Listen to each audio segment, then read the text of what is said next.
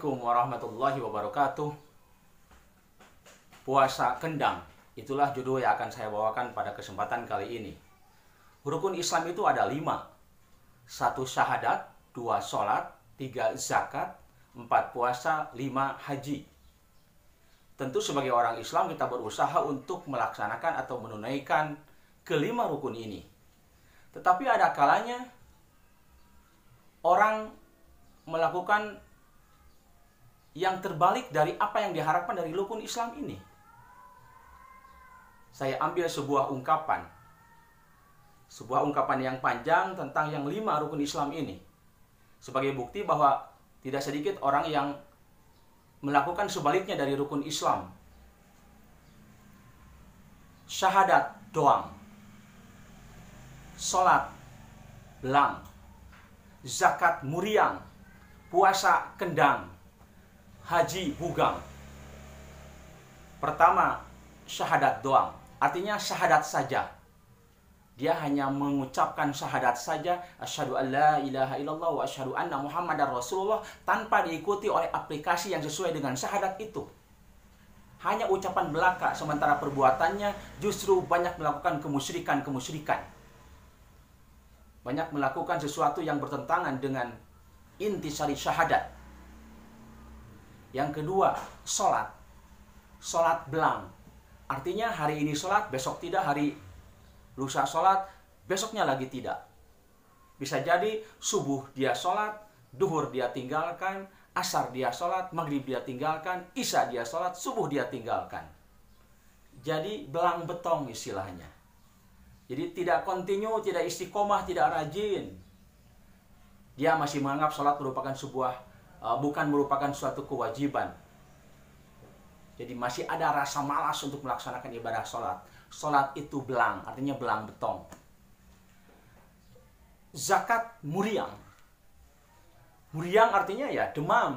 Ini sebagai personifikasi atau pemisalan daripada orang-orang yang enggan untuk mengeluarkan zakat. Ketika disodorkan formulir, ketika diberikan sebuah pencerahan tentang harusnya mengeluarkan zakat pada hari yang mampu, dia seakan-akan sakit, dia seakan-akan sedang demam, dia enggan mengeluarkan zakat. Ketika mendengar kata zakat, badannya mendadak muriang, pemikirannya mendadak enggan, hatinya mendadak tidak mau mengeluarkan zakat. Jadi tidak mau kedengaran zakat. Dia betul-betul bakhil, dia betul-betul pelit, kikir. Tidak mau bersedekah, tidak mau berbagi dengan orang lain. Ibaratnya dia sedang sakit ketika mendengar kata zakat, sehingga enggan atau tidak mau mengeluarkannya. Kemudian puasa kendang. Nah ini, sekarang bulan Ramadan, puasa kendang. Jadi melaksanakan puasa ibaratnya seperti kendang. Kendang itu kan sebuah alat kesenian yang ujung kanan, ujung kirinya ada, tetapi tengahnya kosong. Artinya orang itu bisa jadi ikut sahur di awalnya, ikut berbuka pada saat maghrib, berbuka saum atau berbuka puasa, tetapi tengahnya kosong. Setelah subuh sampai kepada maghrib itu kosong. Artinya memanfaatkan waktu setelah subuh sampai maghribnya tidak dengan sesuatu yang bermanfaat, tidak sesuatu yang positif, tidak dengan sesuatu yang betul-betul bernilai pahala. Bahkan kosong dari pahala. Bisa jadi justru dia makan dan minum secara sengaja di siang hari, bocor atau nyemen, sehingga kosong nilai pahalanya, kosong nilai ibadah saumnya. Dia biasa di siang hari untuk apa? Untuk menggibah orang, untuk memfitnah orang, menghina orang, merendahkan orang. Kamin so'imin laisa lahu min syiyamihi ila juwal atas, begitu sabda Nabi. Betapa banyak orang-orang yang saumnya hanya menahan lapar dan dahaga saja. Karena apa? Karena justru tidak memanfaatkan momen saum ini dengan aktivitas yang berkualitas, dengan aktivitas yang bermanfaat. Malam yada' qaulaz zur wala amala bihi fa laysa lillahi hajatan fi ayyada'a ta'amahu wa syarabahu. Barang siapa yang tidak meninggalkan perkataan kotor atau jelek atau buruk kepada orang lain, maka Allah sebetulnya tidak butuh ketika manusia itu meninggalkan makan dan minumnya.